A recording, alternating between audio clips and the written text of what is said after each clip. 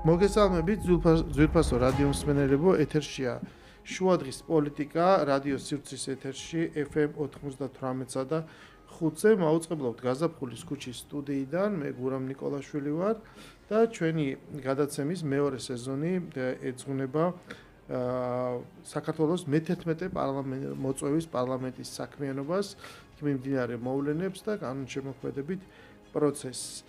დღეს მიმდინარე პოლიტიკურ მოვლენებზე ჩვენ ვილაპარაკებთ ერთიანი ნეიტრალური საქართველოს წევრთან, დამფუძნებელთან, ბატონ ბიძინა გიორგობიანთან და განვიხილავთ იმ პროცესებს, რაც შექმნილი არის როგორც გლობალურად, ასევე როგორ აისახება ეს ყველაფერი საქართველოში მიმდინარე პროცესზე. თუმცა პირველ ეტაპზე დავიწყებ სწორედ რაც შეეხება პარლამენტს და კანონშემოქმედებით პროცესს, სადაც მიუხედავად იმისა, რომ ერთიანი ნეიტრალური საქართველოს პარლამენტში წარმოდგენილი არ არის, ისინი ქართულ პოლიტიკაში ძალიან აქტიურ მონაწილეობას იღებენ და ცოტა ხნის წინაც ისინი აღმოჩნდნენ რაღაცა ჩართული ესეთ ბატალიაში, იმიტომ რომ ლაპარაკი არის ქვეყნის ინტერესებზე, ეროვნულ ინტერესებზე, რომელთან დაკავშირებითაც ნეიტრალურ საქართველოს გააჩნია თავისი ხედვა, შეიძლება ბევრწილად ეს ემთხვეოდეს მართველი გუნდის პოლიტიკას, რაღაცეებში კი ჰქონდეთ თავისი ინდივიდუალური წარმოდგენა, მაგრამ ყოველ შემთხვევაში ამ ეტაპზე ლაპარაკი არის იმ პროცესზე, რაც ჩვენთან მიდის და ეგრეთ წოდებული ფონდების საქმიანობაზე, რომელზეც იყო სარჩელი შეტანილი და ნათქვამი იყო პირდაპირ, რომ ეს ფონდები პირდაპირ პრაქტიკულად მონაწილეობენ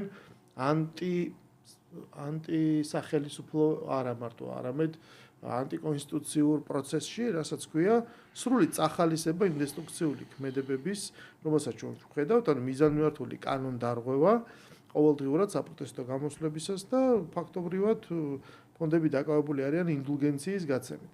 გარდა ამისა, რომ ამაზე დაიწყო გამოკვლევა და მოხდა ფონდების დაყადაღება, ჩვენ ვხედავთ პარლამენტში სხვადასხვა ინიცირებულ კანონპროექტებს, რომლებიც ერთის შეხედვით წარმოადგენს კაცრ ნაბიჯებს, თუმცა განპირობებული არის იმბოლოდროინდელი მოვლენებით, რასაც ჩვენ ვხედავდით ქვეყანაში 26 ოქტომბრის არჩევნების შემდეგ. პირველ რიგში უნდა ვახსენოთ აუცილებლად უკვე განახლებული გამჭვირვალობის შესახებ კანონპროექტი, რომელიც უკვე მონათლულია როგორც ამერიკული ფარას ასლი და რას მოგვიტანს ეს ქართულ რეალობაში.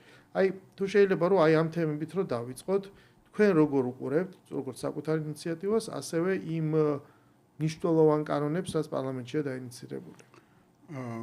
ჩვენ ფაქტიურად ვიყავით ამ ის ინიციატორები, როდესაც შევიტანეთ განაცხადი პროკურატურაში 2012 წლის შემდეგ განგრძობითი დანაშაულების ასევე გამოძიებისათვის, ვინაიდან საპარლამენტო კომისია, რომელიც შეიქმნა მართველი პარტიის მიერ, იძიებს 2003-2012 წლებში ჩადენილ დანაშაულებს. ჩვენ ფიქრობდით, რომ ეს დანაშაულები, ეს ჯაჭვი არ შეწყვეტილა და ნაციონალური მოძრაობა და მისი სატელიტი პარტიები, მათგან გამოყოფილი პარტიები, რომლებიც დღეს მოიხსენებენ მათ როგორც 4 ბარიერ გადალახული პარტია, ეს ერთი პოლიტიკური ძალაა ჩვენი შეხედულებით და ისინი გაგრძელებენ ამ დანაშაულების ჩადენას და ამ დანაშაულების შესახებ შევიტანეთ ჩვენ პროკურატურაში განცხადება და ამას მოყვა შემდეგ ის გადადგმული ნაბიჯი, რაც ყველა ვნახეთ. რა არის ახლა ეს დანაშაულები? ეს დანაშაულები კვალიფიცირდება ჩვენს მიერ, რაც მოძიებული დოკუმენტაცია გვაქვს, ჩვენს მიერ მოძიებული დოკუმენტაცია და ჩვენს მიერ მოძიებული ფაქტები მხოლოდ და მხოლოდ საჯარო სივრციდან აღებული საერთო მოხმარების, ჩვენ არ გვაქვს ცდომა რაიმე საიდუმლო დოკუმენტაციაზე და ეს არის საქართველოს ინტერესების წინააღმდეგ სხვა სახელმწიფოთა გავლენით ჩადენილი სხვადასხვა ქმედებები, რომლებიც არღვევენ საქართველოს კონსტიტუციას, ეწინააღმდეგებიან საქართველოს სახელმწიფოს საგარეო პოლიტიკას, ლახავენ ადამიანის უფლებებს და რაც მთავარია, ხშირ შემთხვევაში ეს გადის სახელმწიფოს წინააღმდეგ ჩადენილი დანაშაულის ან ზღვარზე, ან პირდაპირ შეგვიძლია მე შემიძლია თქვა, რომ დაუშვათ ეს დანაშაულია ქართული სახელმწიფოს წინაშე. ეს რაც შეეხება ჩვენს მიერ, ესე იგი, შეტანილ იმ განცხადებას, რომელსაც მოყვა ესეთი ვნებათა ღელვა ამ ფონდებში ნიკა გილაურის, ქალბატონი ჟორჟოლიანის და კიდევ იქ ორი ფონდია, რომლებიც არ ვიცით ვისი შეწირულობით, არ ვიცით საიდან, მე არ ვიცი ნიკა გილაურს, რომელიც საჯარო სამსახურში იყო, პრემიერ-მინისტრი იყო, $600,000 გადაუხდია ამერიკის შეერთებულ შტატებში ერთ-ერთი ლობისტური კამპანიისათვის, რომელმაც უნდა მოემსახუროს მას და ეს მომსახურება რისთვის იქნება და რა დავალებები ექნება იმ ლობისტურ კამპანიას, ძნელი მისახვედრი არ არის, ვინაიდან ჩვენ ვნახეთ ასევე ერთი წლის წინ სააკაშვილის დედის მიერ გადახდილი $900,000-ზე ზევით თანხა, რომელიც უნდა მოხმარებოდა იმ აღქმების შექმნას და იმ საერთაშორისო აჟიოტაჟის შექმნას, რომელიც შეიქმნა სააკაშვილის ვითომ ავადმყოფობის გარშემო, გახსოვთ მაშინ და ტელემაყურებელს ახსოვს ევროპარლამენტში მათი პრესკონფერენციები, სადაც მისი დედა, შვილი, ცოლი, თუ ყოფილი ცოლი არ ვიცი, რამდენიმე ყავს მას და აი ესენიც მონაწილეობდნენ ხოლმე ამ პრესკონფერენციებში. მართალია ეს სარიად დარბაზში ტარდებოდა, მაგრამ იქ იდგმებოდა ეს სცენა, რომ აი ხდებოდა რაღაც აჟიოტაჟი, რომ მას ჰქონდა. აი ამაში იხდიან ესენი ფულს და ეს ფონდები, რომლებიც საქართველოში ფაქტიურად ემსახურებოდნენ დესტაბილიზაციის გამოწვევას, სამოქალაქო დაპირისპირების გამოწვევას, სახელმწიფო გადატრიალების მოწყობას და მასში მონაწილე პირების დაფინანსებას და მათთვის არა მხოლოდ ჯარიმების გადახდას, არამედ მათი ჯანმრთელობის სხვადასხვა პრობლემების მოგვარებას, რათა ის ყოფილიყო მიზიდულობის ცენტრი და იმ ადამიანებს, რომლებიც მათ ენდობოდნენ და აყვებოდნენ ამ ავანტურაში, ქონოდათ მოტივაცია იმისა, რომ ჩაედინათ ის დანაშაული, რომელ დანაშაულსაც ისინი ჩადიოდნენ. ხო, მათ არ წმუნებდნენ, რომ ნუ გეშინიათ ჩვენ აი ევროპა ჩვენს გვერდითა, ამერიკის შეერთებული შტატები, მათი საელჩოები და ასე შემდეგ. ჩვენს გვერდით არიან, თუ ფული დაგჭირდებათ, აი ჩვენ ფონდია, საჭმელი გინდათ, ამ ფონდიდან გაქვთ და უშუალოდ სასროლი პიროტექნიკა იქნება ეს თუ სხვა რაღაცა ძალადობის საშუალებები. ამას ჩვენ შეგიძენთ, რაღაც ასე შემდეგ. აი ამ მოქმედებისთვის იყვნენ ისინი გამიზნული და შესაბამისად არ არის საოცარი, რომ დაუშვათ მართლმსაჯულება მათ ესე იგი წაუყენა რაღაც გარკვეული ბრალდება და დაუყადაღა ის ფინანსური რესურსები, რომელიც გაურკვეველი წარმოშობისაა, ხო? ამერიკის შეერთებული შტატების ახალი ადმინისტრაცია პირდაპირ ამბობს და არა ერთჯერ ითქვა ეს, რომ ეგრეთ წოდებული შავი ფულით აფინანსებდნენ სხვადასხვა ქვეყნებში ფონდებს, მოძრაობებს, სახელმწიფო გადატრიალებებს და ასე შემდეგ. მე არ მგონია, რომ ყოფილ საჯარო მოხელეს ნიკა გილაურს იმდენი შემოსავლები და ისეთი დიდი ბიზნესები ქონდეს, რომ $600,000 საკუთარი ფული ქონდეს მას იმისთვის, რომ გადაუხადოს ამერიკის შეერთებულ შტატებში ლობისტურ კომპანიას. მან კითხვა, რომ ეს კომპანიიდან გადაიხადა, მაგრამ ხო, კომპანიიდან გადაიხადა. ამის მიუხედავად, მაინც ძალიან დიდი თანხაა. ასევე იყო ეგეთი კომპანია იხდის. ასევე იყო 2012 წელს გიგაბოკერიას ჰქონდა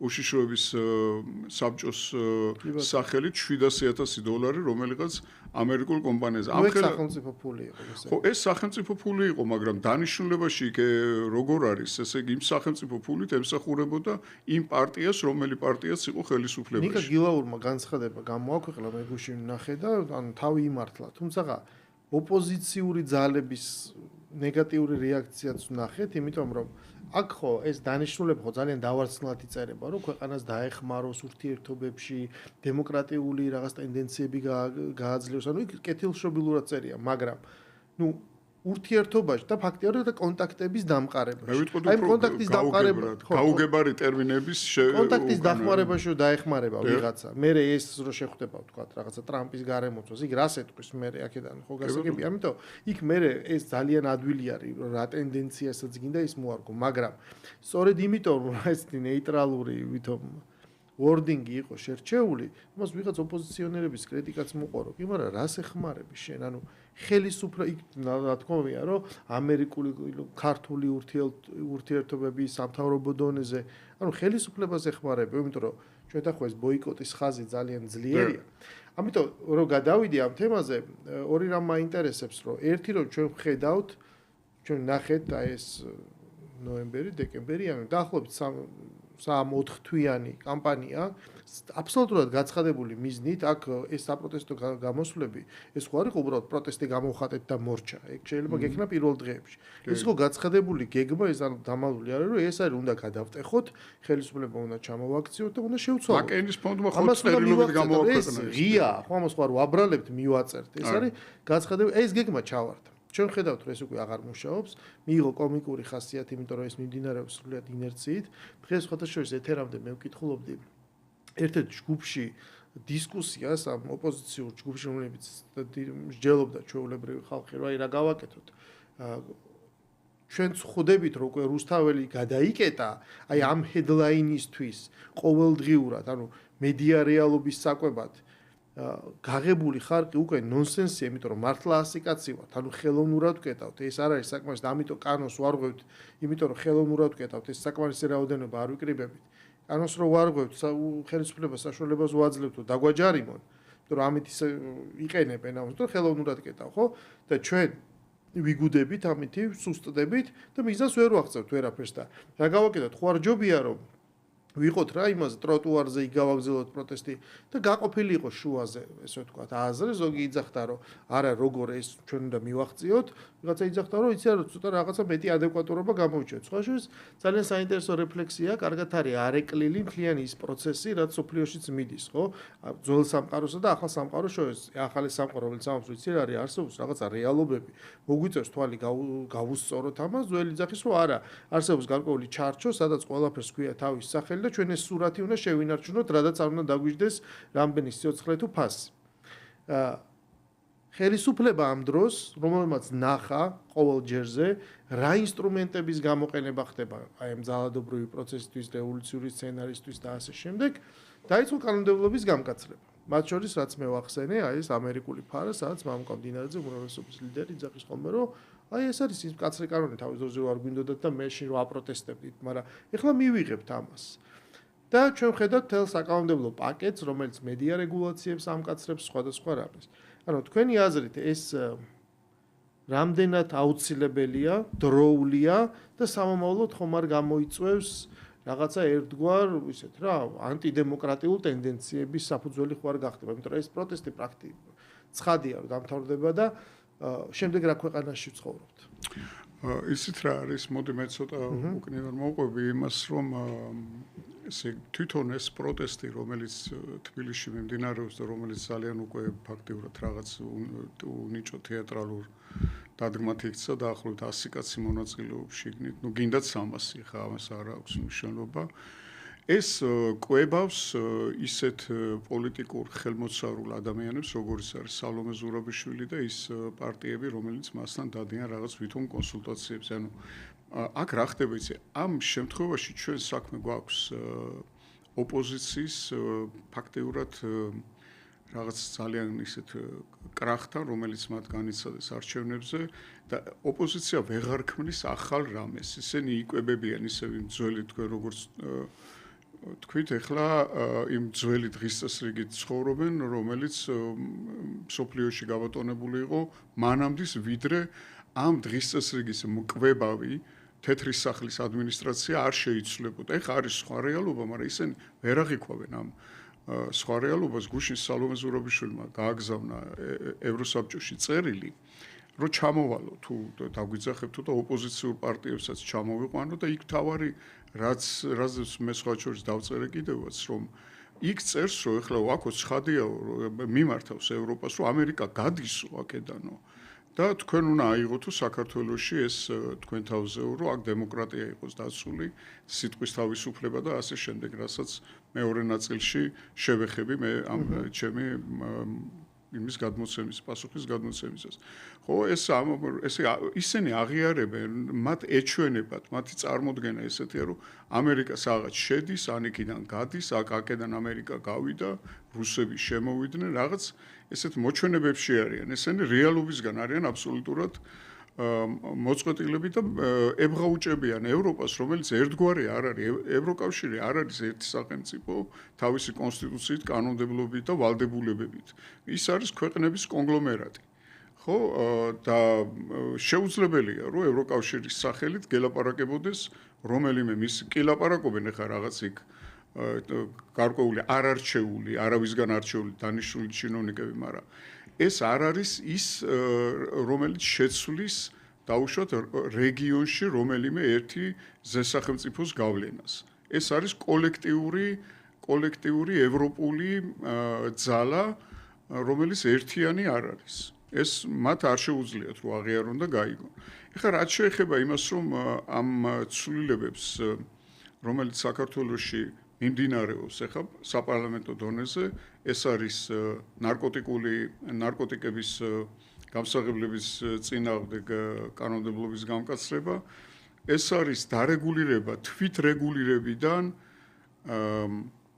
მასმედიის საკანონმდებლო რეგულაციაში გადასვლა და ეს არის ასევე უცხოური გავლენის ეს ამერიკული ფარას პირდაპირ გადმოქართულება. მე არ მეყვარს საერთოდ და რაღაც BBC-ს კანონის მე არ მეყვარს საერთოდ რაღაცების პირდაპირ გადმოღება აქ და მე ამის რო გითხრათ რომ ხა ძალიან აღფრთოვანებული ვარ რომ საიდანაც კანონი პირდაპირ გადმოდის აქ საქართველოში არა არ ვიქნები მართალი არ მომწონს ეს პირდაპირ გადმოღება და კალკი იქიდან გადმოტანილი იმიტომ რომ ის რაც კარგად მუშაობს სხვაგან შეიძლება რომ არ იმუშაოს ჩვენთან მაგრამ საქმე რა შეიცით ეს უკვე იყო რაღაც ცივილიზაციის დილემა დადგა ჩვენ წინაშე რომ ან ჩვენ ვაკეთებთ ისე როგორც იქაა სადაც ეს მუშაობს საიდანაც ვიგებთ რომ დაუშვათ იქ გიული ალასანიამ 900,000 გადაიხადა ეხლა რო არ იყოს ეს ფარა ჩვენ ვერ გავიგებთ რომ ნიკა გილაურმა $600,000 გადაიხადა იმისათვის რომ საქართველოს სახელი გაუტეხონ და რაც შეიძლება მეტი პრობლემები შეუქმნან საქართველოს სახელმწიფოს არა მაგრამ აქ მეორე პრობლემაა რომ აი ეს ამ კანონს რომ მივიღებთ ჩვენ და მისაღები ეს კანონები და მივიღებთ ამ კანონებს არა უნდა გავითვალისწინოთ კიდევ ერთი ფაქტი ჩვენ სამწუხარო ფაქტი რომ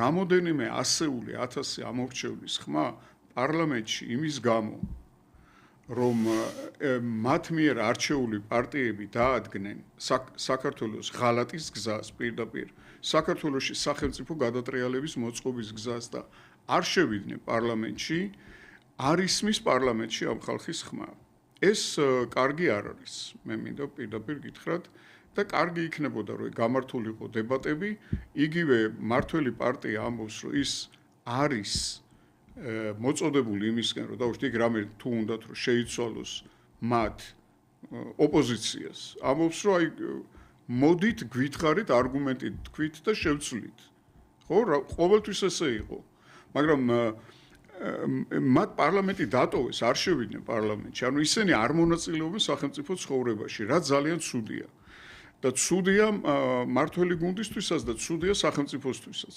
ვინაიდან ოპოზიცია არ მონაწილეობს ამ იმიტომ რომ იქ მე არ გამოვრიცხავ იმას რომ რომელიმე კანონში იყოს ისეთი ცდუნება რომ და იმის საშუალება რომ მომავალში თუ დაუშვათ როდისმე საქართველოში 10 წლის მერე იქნება თუ ეს 20 წლის მერე გაჩნდეს რაღაც კანონში ჩანაწერი როცა შეიძლება რომ ვინმე უკეთურმა დაუშვათ რაღაც სხვა მიზნებისთვის გამოიყენოს ამიტომ აუცილებელი იყო რომ პარლამენტში ყოფილიყო ოპოზიცია რომ ეს კანონები ყოფილიყო მიღებული დისკუსიის გინდაც დებატების იმაზე რა ქვია ფონზე მაგრამ იქნებოდა უფრო მეტად მეტი რაღაც მექანიზმები ჩადებული იმისათვის, რომ არ შექმნილიყო ცდუნება ოდესმე დაუშვათ ამ კანონების თვის რაღაც ყურის სხვა მხრიდან მომმისა და იქნებოდა უფრო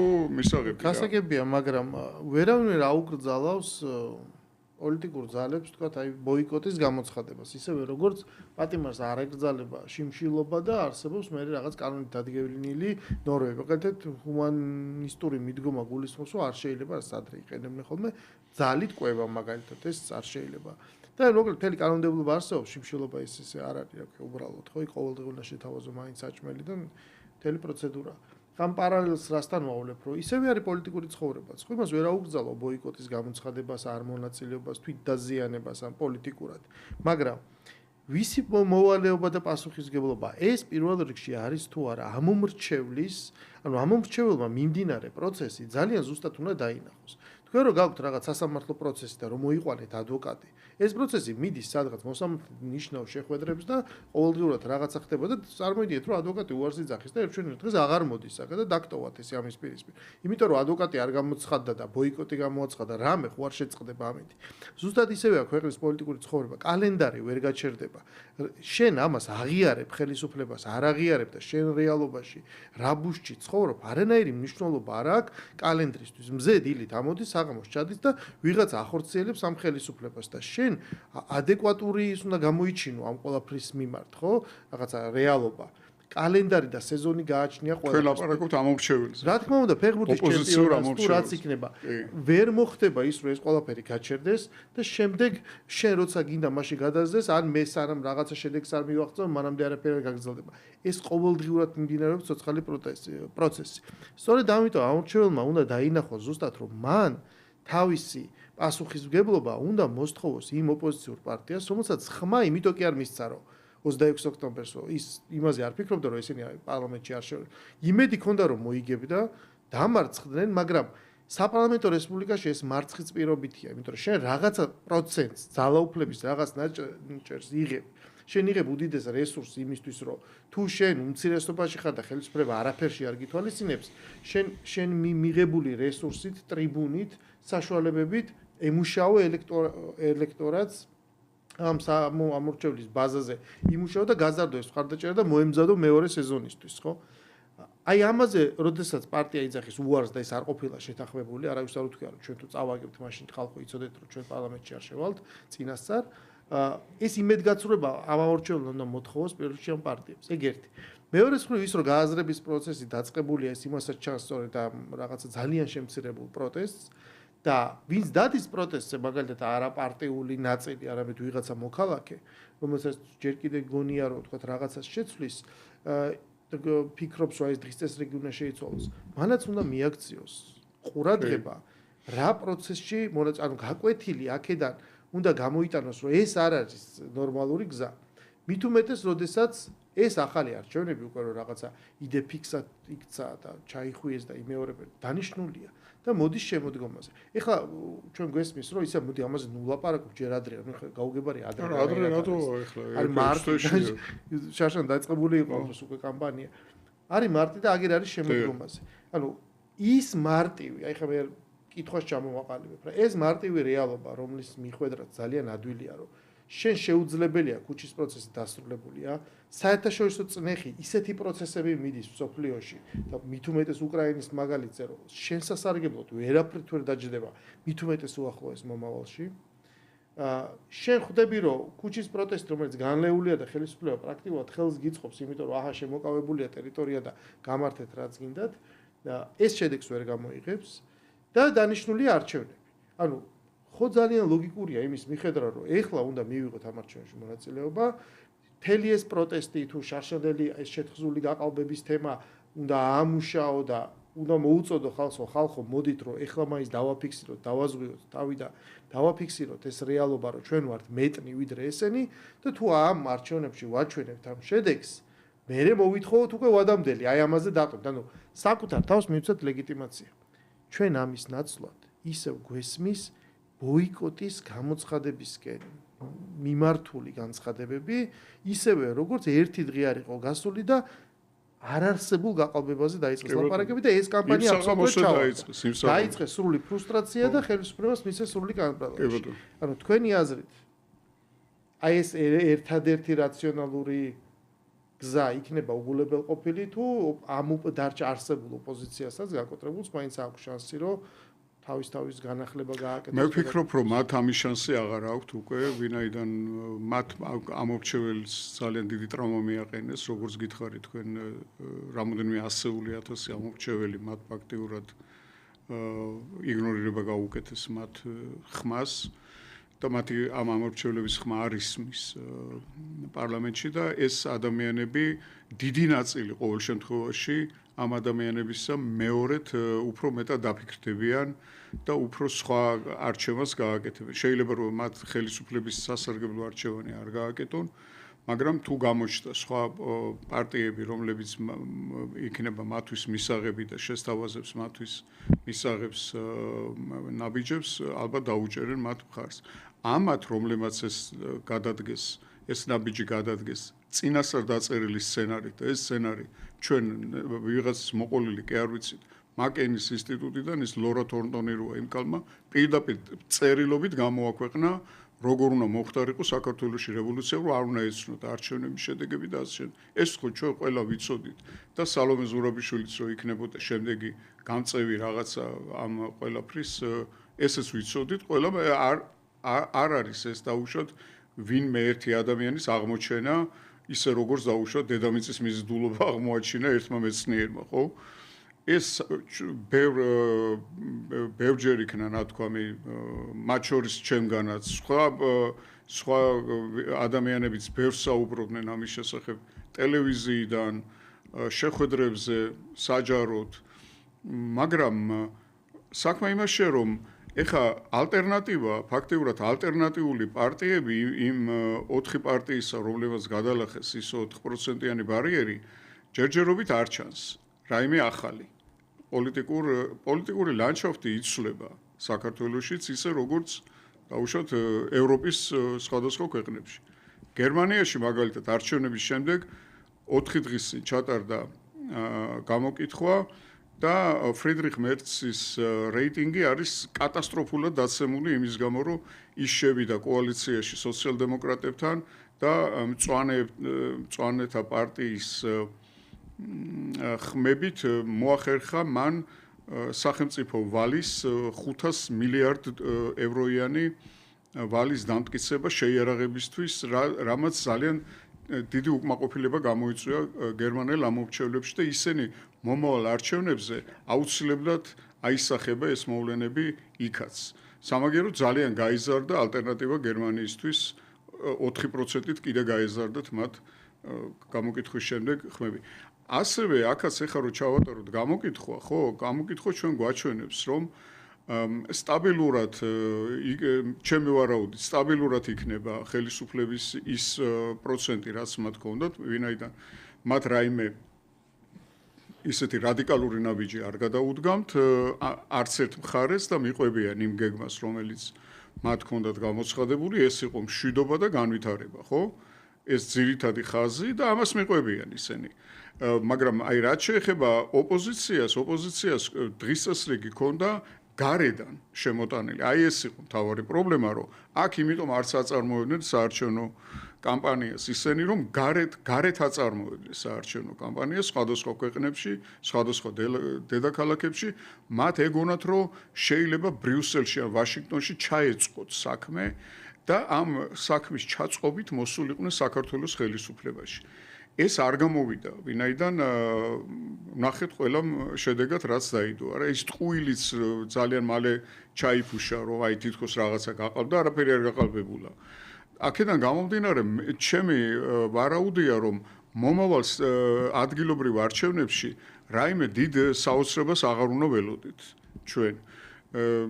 მანამდე ვიდრე არ მოხდება ამის გადააზრება და არ მოხდება ახალი რაღაც პოლიტიკური კულტურის შემოსვლა, ახალი პოლიტიკური ძალების წარმოქმნა. ეს პოლიტიკური პარტიები ესე ხელოვნურად ვერ იქნება, იცი, როგორც აი რაღაც თავისუფლების მოედანი გამოეყო ხაზარაძეს და შეეყო ვიღაცას დაუშვათ იქ ნაციონალური მოძრაობიდან ერთი თავმჯდომარე მეორე გადააყენა და ის თავის საძმაკაცოს რაღაცა პარტია დაარქვა.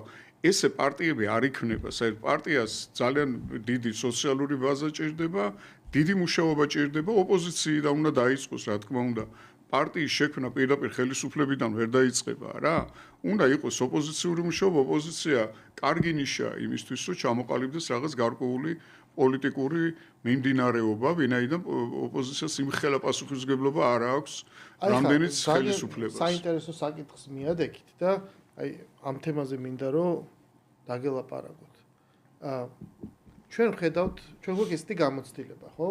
იყო 90-იანი წლების პირველი ნახევარი, ძალიან მძიმე საქართველოსთვის, დამოუკიდებლობის გამოცხადება, კომუნისტური რეჟიმის დროს ჩატარებული არჩევნები და იქ მრგვალი მაგიტის გამარჯვება, ანუ ეს არჩევნებით შეიცვალა ხელისუფლება, შემდეგ დამოუკიდებლობის. თუმცა მაგასაც ჩვენ გვებრძოდნენ, მაშინ ამბობდნენ რომ რატომ მიდიხართ არჩევნებზეო. ხო, და იქ მაშინ იყო ზუსტად ის პარალელური კონგრესი და ასე შემდეგ. და ეს ტენდენციები მაშინ იყო და ბალტიური გზა არ გვინდა, შემდეგ ზუსტად გამსახურდება პრაქტიკულად ეს გზა გამოიყენა მონაწილეობით, ამან მოიტანა შედეგი. შემდეგ სამოქალაქო ომი, სეპარატისტული მოძრაობები, ტერიტორიული მთლიანობის დარღვევა და აი ყველაფერი და პირველი პრეზიდენტის განდევნილი პრეზიდენტის სიკვდილი. კვლელობა. ამან მოიტანა 95 წელს, მაინც ეს ყველაფერი მიხედავთ რომ ძალიან სწრაფად იყო მომხდარი. მაინც ეს დაპირისპირება მაშინ და ძალიან დიდი გახლოჩა საზოგადოების დასრულდა და რაღაცნაირად ახალი ფურცელი დაიწყო, იმიტომ რომ 95 წელს მივიღეთ კონსტიტუცია, შევარდნაძე გახდა პრეზიდენტი, მივიღეთ ეროვნული ვალუტა და უკვე ქართული პოლიტიკური ცხოვრება რაღაცა ახალი პარადიგმიდან დაიწყო. დასაკარგი უკვე დაკარგული გონდა და ესეთეშიც უკვე შესულები ვიყავით, ხო? და უკვე ეს უფრო ტერიტორიულ პრინციპს დაეფუძნა ალბათ, იმიტომ რომ იყო მოქალაქეთა კავშირი, იქ იყო აღორძინება, რომელიც რაღაცა ბაზირებული აჭარაში. სოჭურის მაშინ ჩვენს გადავლახეთ ბარიერი 14.3% ქონდა, მერე 3 დღე ყრიდნენ ხმებს, ვიდრე ჩვენ არ ჩამოგვიყვანეს 4.98%-ზე ხმების და 5%-ის უკან გაგვყარეს, მაშინ ქონდა გაგვაგდეს იმიდან, რა ქვია, არ შეგვიშვეს პარლამენტში. ჩვენი მომხრეები რომელი პარტია? ეს იყო კონსტანტინე გამსახურდია საზოგადოება 21 საუკუნე, ესეც საარჩევნო ბლოკი არსებობდა. დემოკრატიული პარტია შევიდა მაშინ. მაშინ ეროვნულ დემოკრატები არ ვიცი შევიდნენ თუ არა მაშინ, მაგრამ ყოველ შემთხვევაში ზუსტად ვერ გეტყვით ამას. მე მგონი ეროვნულ დემოკრატების დიდი დელეგაცია შევიდა შიგნით 80 ხო, მაშინ შევიდნენ კი. ხო და მაშინ დაიწყო რაღაცა აი ახალი ტალღა. ეხლა ბოლო 20 წელია ჩვენ ვცხოვრობთ აი ესეთ პრაქტიკულად ნაციონალური მოძრაობის დღის წესრიგით. ხო, ისინი რომ მოვიდა რევოლუციაში, ჯერ როგორც ხელისუფლები და მერე იყო ეს პარტია, რომელიც გადავიდა ოპოზიციაში და არ გაქრა, იმიტომ რომ მისი ლიდერი ამას მუდმივად კვებავდა ბოლოს 21-ში თვითონაც ჩამოვიდა და ეს დიქოტომია, ეს დაპირისპირება, გეოპოლიტიკის ცვლილების კვალდაკვალ, ხო? ქართულმა ოცნებამ 13 წლის განმავლობაში შეიცვალა თავისი ტენდენციები, დღეს სრულიად სხვა ტიპის ძალად არის, ხო, ჩამოყალიბებული. ეს დიდად განაპირობა ამ რუსეთ-უკრაინის ომმა, იმიტომ რომ ჩვენ დაგვიდგა კონკრეტული საკითხი და ამ კონკრეტული საკითხის უბრალოდ ღირებულებითად კი აღარ ვიყავით, აღთქვით, რესპუბლიკელი დემოკრატი და აი ესე დაპირისპირებული. არა, ექსისტენციურ საფრთხეზე იყო. კონკრეტულმა საკითხმა მოახდინა მხარეების გაყოფა, რომ ვინ საით არის. მაგრამ აი ეს დაპირისპირება პრაქტიკულად დასრულდა ამ ქართული ოცნების გამარჯვებით და ამერიკაში ხელისუფლების ცვლილებამ ეს გააფორმა, იმიტომ რომ გამოჩნდა ტენდენციები, რომელიც აჩვენა, რომ მორალურადაც შინაარსობრივადაც ქართული ოცნება გარდა პრაგმატული შედეგისა, თურმე თეორიულადაც აღმოჩნდა მართალი. აი ახლა ამას აკლია გაფორმება, იმიტომ რომ ოპოზიცია ამას არ აღიარებს და პრაქტიკულად მიდის თვითლიკვიდაციისკენ. აი ახლა ახალი არჩევნები ჩატარდება და დაუშვათ მოსალოდნელი სცენარი, როგორც ახლა იძახიან, რომ ეს დღევანდელი ოპოზიცია არ იღებს მონაწილეობას. ქართული ოცნება ცხადია მიიღებს. დარწმუნებული ვარ, რაღაცა ტიპის სხვადასხვა ოპოზიცია ასევე მიიღებს. ანუ რა შეიძლება შეიქმნას ის ახალი სურათი, რომელიც ამ ბოლო 20 წლის პოლიტიკურ ლანდშაფტს მთლიანად გადატვირთავს, მოხდება ერთგვარი ეროვნული თანხმობა იმაზე, რომ გასაგები იყო, რაც მოხდა, მაგრამ აღმოჩნდა, რომ თურმე ამ დაქსაქსულ მსოფლიოში მთავარი და ამოსავალი წერტილი არის ეროვნული ინტერესი, რომ ჩვენ ყველანი ვართ ქართველები, პირველ რიგში უნდა ზრუნავდეთ ჩვენს ქვეყანაზე და შემდეგ სხვა საკითხებზე შეიძლება გქონდეს განსხვავებული ვითარება. იმიტომ რომ დღეს ხო გესმით ბატონო ბიძინა, რომ არ არსებობს დღეს უკვე შეხების წერტილი. ყველაფერში განსხვავებული, არა მარტო საკითხებში ვართ განსხვავებული, არამედ იმ საკითხის დაყენებასაც კი სხვადასხვანაირად ვაყენებთ. შესაძლებელია თუ არა ის, რომ შემოდგომიდან უკვე გაისად 2026 წელს მოხდეს კვლავინდებურად აი ამ პოლიტიკური სურათის შეკვრა. კი, მე ვფიქრობ, რომ შეიძლება და ეს დაწყებულია, ვინაიდან საქართველოში იყო ეს ბრძოლა გამოძახილი იმ გლობალური დაპირისპირებისა, რაც მიმდინარეობდა სხვადასხვა დიდ პოლიტიკურ ცენტრებში, მსოფლიოში და ეს იყო დაპირისპირება, ესე იგი, მემარცხენე გლობალისტურ ძალებს და სუვერენისტებს შორის. ეს დაპირისპირება ეხლაც არსებობს, ეს მემარცხენე გლობალისტური რაღაცა ძალები, რომლებიც დღეს ევროკავშირში არიან ძირითადად კონცენტრირებული და ბრიტანეთი არ არის ევროკავშირის წევრი, მაგრამ ერთ კონგლომერატს წარმოადგენს. ამერიკაში არიან ეს ძალები, იქ დამარცხდნენ, მაგრამ ხო არსებობენ. კი, რაც შეეხება ამერიკის შეერთებულ შტატებში ამ ძალებს, ისინი ისეთი დიდი დარტყმის ქვეშ მოყვნენ, რომ იქ ვერ გამოდიან ჯერ შოკიდან, რაიმე ნაბიჯებს ისინი ჯერჯერობით ვერ დგამენ, ვინაიდან ტრამპის ადმინისტრაცია ძალიან სწრაფი და ენერგიული ნაბიჯებით კარგად დაგეგმილი ჰქონდათ მათ ეს ყველაფერი, მიდის წინ და ისინი უკვე ვერ გამოდიან იმ შოკიდან, რომელიც რაღაც ინსტიტუტების დახურვით ბაზებს აცლის, სავარაუდოდ ისე წერტილებს აი ისე როგორც აქ ეს ფონდები იყო, რომლებიც ამ არეულობას და აი ამ დესტაბილიზაციას აფინანსებდნენ, ისე იყო იქ ეს ფონდებიც, რომლებიც მჭიდრო კავშირში იყვნენ აქაურ ჩვენს პოლიტიკურ, ასე ვთქვათ, პარტიებთან რა. ეხლა რა შეიცით საქმე, რომ ეს დაპირისპირება საქართველოსაც აისახებოდა ის ოპოზიციური პარტიები, რომლებიც მჭიდროდ იყვნენ დაკავშირებული ბაიდენის ადმინისტრაციასთან, იქ ვიქტორია ნულანთან და იმ ადმინისტრაციასთან, რომელიც მწარედ დამარცხდა იქ და ეხლა აღმოჩნდა, რომ ამ ადმინისტრაციის ძალიან გამოჩენილი წევრები თვითონ მონაწილეობდნენ სახელმწიფო გადატრიალებებში კი და არჩევნებში წერეოდნენ. აგერ ნახეთ გუშინ გავრცელდა ინფორმაცია, რომ რუმინეთის საპრეზიდენტო არჩევნების შედეგების გაუქმებაში ენტონი ბლინკენი იყო პირდაპირ და უშუალოდ ჩართული. ხო? ეს ჩვენი ეს ოპოზიციური პარტიები იყვნენ მათ იმედზე, რომ ისინი ამ არჩევნებს მოიგებდნენ და აქ გაგრძელდებოდა ისევ იმ გლობალიზაციის ფორპოსტი იქნებოდა საქართველოს ამიერკავკასიაში და გაგრძელდებოდა ის პოლიტიკური კურსი, რომელ პოლიტიკურ კურსსაც ატარებდა ბაიდენის ადმინისტრაცია. ეს შეიცვალა კარდინალურად და რადიკალურად, ხო? ეს ძალიან კარგად გათვალა ხელისუფლებამ. და ეს არ იყო დაუშვათ რაღაც რულეტკის თამაში, რომ ან ისე იქნება და ან ესე იქნება, ვინაიდან მე დარწმუნებული ვარ, აქ რულეტკას მაშინ არავინ არ ითამაშებდა და შემთხვევით არაფერი არ იქნებოდა, კარგად გათვალა ეს ქართულმა ოცნებამ და სწორი ნაბიჯები გადადგა არა მხოლოდ საქართველოს ეგზისტენციური საფრთხისგან არიდებით, რომ არ ჩაება ისინი უკრაინის სისხლიან დაპირისპირებაში, რომელიც უკვე ამერიკის შეერთებული შტატების ახალი ადმინისტრაციის აღიარებითვე არის პროქსი ომი დასავლეთს და რუსეთს შორის და ჩვენ იქ არაფერი არ გვესაქმებოდა აბსოლუტურად და ეს აღმოჩნდა სწორი და ასევე სწორი აღმოჩნდა სუვერენისტების და პრაგმატული პოლიტიკის და ანგარიშიანი პოლიტიკის მხარეს დადგომა, რაც განახორციელა ხელისუფლებამ. ეხლა სხვა საქმე ეს შიგნით როგორ აისახება მომავალში ეს ყველაფერი ის სურათი, რაც დღეს დადგა სოფლიო პოლიტიკურ მიმდინარეობებში. ეს აისახება შემდეგნაირად, ჩემი აზრით, რომ ხელისუფლება, როგორც უკვე თქვი მე, მიდის იმ ხაზით, რა ხაზიც მათ ჰქონდათ, რაიმე ახალი და ისეთი რადიკალური სადმე გადახვევა მათ არ გაუკეთებიათ, მაგრამ არის მეორე მხარეს დარჩენილი ძალიან დიდი რაოდენობის ამორჩეველი, რომელსაც არ მოწონს ეს ხელისუფლება, მართალია ისინი უმრავლესობა არ არიან და არიან უმცირესობა, მაგრამ ცოტა არ არის.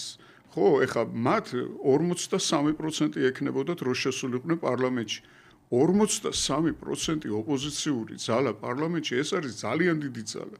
ხო, მაგრამ მათ ეს ნაბიჯი არ გადადგეს და ის ამორჩეველი დატოვეს პირში ჩალაგამოვლებული. ამიტომ ის ამორჩეველი გააკეთებს ამაზე აუცილებლად რეაქციას და აუცილებლად შეიქმნება ახალი პოლიტიკური მიმდინარეობები, რომლებიც იმ ხალხის ხმაზე იქნება ორიენტირებული, რომელი ხალხიც დღეს ფაქტიურად არის დარჩენილი წარმომადგენლის გარეშე. ამის შექმნა სჭირდება ეს თუ პლატფორმა, საფუძველი. შენ ასე უგნები ამ ადამიანებს, იმიტომ რომ დღეს ამერიკა იძახის, რომ აი რაც თქვენ ბრძანეთ, რომ სუვერენული პოლიტიკა ქვეყნები გამოდიან თავის ინტერესებიდან, დღეს მიმდინარეობს ახლა ამით და მაშინ როცა რუსეთმა დაიწყო ომი, კრიტიკა იყო, რა თქმა უნდა, რუსეთი არის აგრესორი, ეს არის ტერორისტი ქვეყანა, პუტინი არის დიქტატორი, დახოცა ბავშვები, ის არის დამნაშავე. ეხლაც რო უყურებ ინტერვიუებს, აი ეს დასავლელი ჟურნალისტები ითხოვენ რესპონდენტისგან, რომელიც პრაგმატიზმზე ლაპარაკობს, ხომ ამის აღიარებას როგორ ლაპარაკობს, თქვა და არ ვიცი, ჯეფრი საქსი მაგალითად იძახის, რომ რატო გინდათ რომ შემიყვანოთ კლიშეების დარქმევისკენ, სახელების დარქმევისკენ, მაშინ როცა ჩემი ამოცანა არის, რომ ეს რაღაცა შეხების წერტილები გამოიძებნოს და თქვათ ომი გაჩერდეს, ხო? და ამერიკული პოლიტიკა დღეს ამდაგვარი გახდა. და ევროპაში, სადაც ჯერჯერობით ისე მორალისტური პოზიცია უყურებენ, სხვადასხვა საკითხები რო ჩნდება, მაგალითად ამერიკული პოლიტიკა იდეოლოგიური პოზიციიდან და არა მორალის. იდეოლოგიურიდან გვიყურებენ ისინი ჩვენ. მათ მორალი ნაკლებად მოეკითხებათ. ისინი ისევ იმ რაღაც მემარცხენე ლიბერალურ რაღაც გლობალისტური იმის მორალიდან გამოდიან რა დღის წესრიგიდან, რომელიც სოფლიოში არსებობდა, როგორც უკვე ვთქვი, დაახლოებით სულ რაღაც 5 თუ 6 თვის წინ ისინი იყვნენ ფაქტიურად ეს იყო ერთადერთი ჭეშმარიტებად აღიარებული დოგმა. ეხლა სხვადასხვა საკითხები, როცა ტარიფების ან სხვა საკითხები ჩნდება, უცებ ჩვენ ხედავთ, როგორ იშლება ეს რაღაც ერთსულოვნება იმ ქვეყნებშიც კი. იმიტომ რომ უცებ ხვდებიან, რომ ძალიან კონკრეტული საკითხები და აი აქაც აღმოჩნდებიან ეხა უფრო პრაგმატული ადამიანები. და აი მაგას ვიძახი, ამას სჭირდება თეორიული საფუძვლის შექმნა, რომ შენ ახალი პარტია გამოჩნდა ძველი სახეებით, ახალით არ აქვს მნიშვნელობა. შენ რაღაცნაირად შენ ამორჩეველს უნდა შესთავაზო პირველ რიგში სამყაროს ხედვა, რომ რანაირია ეს სამყარო. ანუ დღეს უკვე აბსურდია, როგორ უნდა დაელაპარაკო ევროკავშირზე, შესაძლებლობის ფანჯარაზე, როცა ხედავ ის კრიზისი რაც იქ ხდება. მე არ ვიცახი, რომ ხვალდაზე ევროკავშირი შეიძლება ეს კრიზისი გაიაროს, მაგრამ ყოშყოში დღევანდელ სიტუაციაში წინა პლანზე სხვა საკითხებია, ხო, წამოსული უსაფრთხოების, ეკონომიკის და ასე შემდეგ. ანუ ამაზე რეფლექსია უნდა გააკეთოს ამ ახალმა ოპოზიციურმა პარტიამ და ამორჩეველს უნდა დაანახოს, დღეს სამყარო ამ ნაწილში არის ესეთი, რომ თუნდაც ის რომ არ შეიძლება კონსტიტუციური ჩარჩოდან გასვლა და პოლიტიკური ბრძოლა უნდა წავიდეს შიგნით დამარცხი არჩევნებში არა უშავს აგრძელებ იმით რა რესურსის რაც გაქვს და ემზადები შემდეგული ხო ვერ იქნება ანუ გუნდმა რომ ვერ მოიგოს წარმოიდგინეთ რომელიმე წელს ჩემპიონატი და ჩემპიონატს გამოუცხადოს ბოიკოტი ესეა აი ოლიმპიადაში ქვეყნებს შორის ეგეთი ხდებოდა იმიტომ რომ ბევრად უფრო პოლიტიკურია და თქვა გამოუცხადებ მოსკოვის ან ლოს-ანჯელესის ოლიმპიადას ბოიკოტს მაგრამ ანუ ეს სხვა არის, ეს არის, როცა ჩემპიონატში მონაწილეობდა. თუ არ მონაწილეობ, იქ ქვეყნები არ ხრება. სპორტი არ ხრებოდა არც ამერიკაში და არც იმაში, საბჭოთა კავშირში, მაგრამ დღეს რო გუნდმა უარი თქვა ჩემპიონატში მონაწილეობას, ის გუნდი უბრალოდ გაქრება, თუ არ ითამაშა, რა უნდა აკეთოს? ანუ ეს მარტივი ჭეშმარიტება ხო უნდა აუხსნას. ამას სჭირდება ძველი სახეების მხრიდან, მაშინ გადააზრება, ერთგვარი კათარზისი, რეალობის დაანახვა, რომ მე ისევ დაელაპარაკო ამ რჩეველს, ან არა და ну, მაშინ სხვა რამე უნდა შესთავაზოს. მაგრამ კიდე არის ერთი გზა. აი ფაქტობრივად ნიკა გვარამე სწორედ ამას ადგას. ტოტალური ბოიკოტი, ანუ სანამ არსებობს, სანამ რამე ტელევიზია მას გააშუქებს, ის არა დაგიდევს. არც საქართველოში ამორჩეველს, არც ქართული დემოკრატიის მომავალს, არც სახელმწიფოს არაფერს დასეინობს თავის შუაზე, ძირითადად არაფხიზელ მდგომარეობაში, რომელიც უკვე შესამჩნევი გახდა და უბრალოდ აგიჟებს ამ ადამიანებს, რომელიც ყველაზე რადიკალურ რაღაცა გზას თავაზობს ტოტალური ბოიკოტი. დიდხანს ვერ გაგზა, ეს ხო პოლიტიკა არ არის არა, ეს არის დაახლოებით ისეთივე პოლიტიკა, რაღაც იქ იაპონია რასჩივა და თურქეთი რასჩივა ისინი რომ ლაპარაკობენ მებები ელიკო და ელარიგანში. ეს პოლიტიკა არ არის. აი ჩვენ მაგალითად ხო, მაგალითად ჩვენ პოლიტიკური პარტია არ ვართ, მაგრამ ჩვენ ვამბობთ, გვაქვს ჩვენი ხედვა. ეს არის სახელმწიფო ნეიტრალიტეტი, თავისი სოციალური სისტემებით დაუშვათ, როგორი უნდა იყოს ჩვენი მიმართება მეზობელ სახელმწიფოებთან, გარე სამყაროსთან და ხედავთ ჩვენ დაუშვათ, რომ ინტერესი არის ადამიანებში ამ თემასთან დაკავშირებით, არა? ეს არ არის რაიმე იდეალისტური წარმოდგენა და რაღაც ის პროპაგანდისტული ის აი ნეიტრალიტეტმა ნეტარ ამოგვიტანა ჩვენ აგერ 1918 წელსაც ჰქონდათ ნეიტრალიტეტი 1918 წელს ნეიტრალიტეტი არ ქონიათ კონსტიტუციაში კი ჩაწერეს 21 წლის 13 მარტს რომ მიიღეს მატარებელში რომ ნეიტრალურები ვართ მაგრამ მანამდე საქართველოში გერმანიის ჯარებიც იყვნენ ინგლისური ბრიტანული ჯარებიც იყვნენ და თურქული ჯარებიც მიდიოდიოდნენ ზოგი ძალით შემოსული, ზოგი ჩვენს მიერ მოწვეული და ასე შემდეგ, არა? ეს ცოტა რთული საკითხია, ხა ჩვენ ამაზე ვერ ვილაპარაკებთ, მაგრამ ახალი რაღაცა უნდა შემოიტანო შენ პოლიტიკაში თუ გინდა რომ დაუშვათ ძველი, ეხა მე ძველი სახე ვარ, მე საქართველოს რაღაც იქ დამოუკიდებლობის აქციის მაქვს ხელი მოწერილი და სხვადასხვა დროს მიმიღია მონაწილეობა, მაგრამ ჩვენ მოგვაქვს რაღაც ახალი ხედვა, არა? ისე რომ ძველს არ უარყოფთ და არ ვამბობთ რომ აი ძველი ეს რაღაცა მაშინ არ შეიძლებოდა და მაინც გავაკეთეთ და ასე შემდეგ. ესეთ რამეში თუ გაქვს მონაწილეობა მიღებული, მე ახალით შემოსვლა პოლიტიკურ ასპარეზზე ძნელია. იმიტომ რომ თუ დამნაშავე ხარ შენ და დანაშაულები გაქვს ჩადენილი და დანაშაულების თანამონაწილე ხარ, რა თქმა უნდა, შენ პოლიტიკაში მონაწილეობას ვეღარ მიიღებ, იმიტომ რომ ეს სულ მოყვება შენ როგორც ტვირთი, ისე როგორც დაუშვათ მაგნიკა გვარამიას ყოველთვის მოყვება თავისი პროკურორობის დროს ჩადენილი სისხლის სამართლის დანაშაულები, ისე როგორც მათ შეფს, რომელიც აგერ 12 წელი მიესაჯა საბოლოო ჯამში ერთიანად ჩადენილი დანაშაულებისთვის და ასე შემდეგ, მაგრამ ესენი ისევ იმ გზას აგრძელებენ, გამიგეთ რა შეესაქმე. ამიტომ ახალს ისინი ვერ შობენ ვერაფერს. მე მაინც იმედი მაქვს, რომ ახალი იქნება იმ სოციალური გარემოდან, რომელ სოციალურ გარემოსაც არ აქვს დაუშვათ სიმპათია არსებული ხელისუფლებისადმი, მაგრამ არ აქვს ასევე სურვილი იმისა, რომ საქართველოში მოხდეს სახელმწიფო გადატრიალება, ქუჩის ომები, რასაც ეხლა ომის იმიტაციას აკეთებდნენ. ესენი ჩვეულებრივ იმ პიროტექნიკას რო ისროდნენ, უბრალოდ არ ქონდათ, ეხლა არ იყო ამიერკავკასიის სამხედრო ოლქი და პატრიკიები არ იყო მაშინ ვაკეს საბურთალოს გზაზე დაბანაკებული თავის ჯარი, თორე იმასაც მიმართავდნენ და გამოიყვანდნენ. ეხლა სალომე ზურაბიშვილი რო ვერაფერს ვერ პოულობს და თავისი იქ ხო ყავს იქ ხოფდამები არა თავისი ეზოსდამები ვიღაცები და კიდე ვიღაც პარტიები დადიან მაგასთან რაღაც სალაპარაკოთ რაღაც ჯუჯუკებენ იქ და აი მიმართეს ევროკავშირს რომ ამერიკა გადის აქედან და თქვენ მოდითო ნებისმიერს მიმართავენ მათ არ შეუძლიათ რაიმე ახალი პოლიტიკური იმის გენერირება და ამ ახალ პოლიტიკურ კურსზე ან ახალ პოლიტიკურ შეთავაზებაზე რაიმე პროგრამის და მოსახლეობისთვის მისი მიწვლის საშუალება მათ არ აქვთ. აი საშუალება კი აქვთ, მაგრამ ამის ძალა არ აქვთ მათ. არ შეუძლიათ. დიდი მადლობა ბატონო ბიძინა სტუმრობისთვის. ჩვენი დღევანდელი გადაცემა დასრულებულია. ჩვენ ეს ძალიან საინტერესო თემაა, იმიტომ რომ ერთგვარი კატალიზატორია თუ რა მოხდება სამომავლოდ, როგორ გადაიტვირთება ქართული პოლიტიკური მე ვფიქრობ, რომ გადაიტვირთება. ამ არჩევნებზე ლაპარაკი. დღევანდელი გადაცემა დასრულებულია. ეთერში დაბრუნდებით ორშაბათს, გემშვიდობებით ნახვამდის.